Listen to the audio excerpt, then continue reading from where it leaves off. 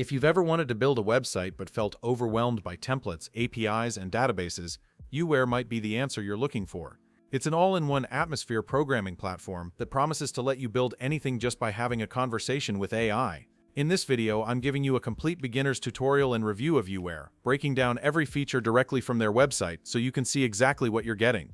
The core of Youware is its AI website generator, where you simply describe the website you want, and it builds a fully responsive, SEO-friendly landing page instantly, no template selection required.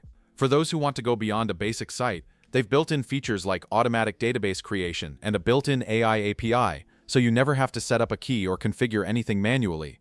One of the smartest features they offer is the Boost function, which lets you enhance the visual design of any project with a single click, making it easy for non-designers to create professional-looking work. Safety is a big theme here.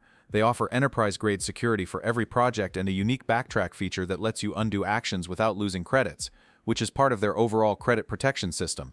The website also showcases a diverse user base, from a mental health worker creating a local service site to an education technology PhD turning slides into a live presentation, showing that the tool is versatile enough for both small business needs and academic work. The only feature that's not fully live yet is their simplified data analytics for tracking traffic and conversions, which is marked as coming soon, so keep that in mind if analytics are a priority for you.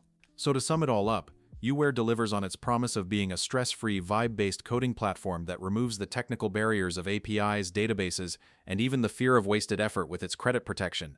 It's a solid choice for beginners and creators who want to focus on their ideas rather than the infrastructure. If you want to try it for yourself, the link to start for free is below, and let me know if you'd like me to make a full step-by-step tutorial on using the Boost feature.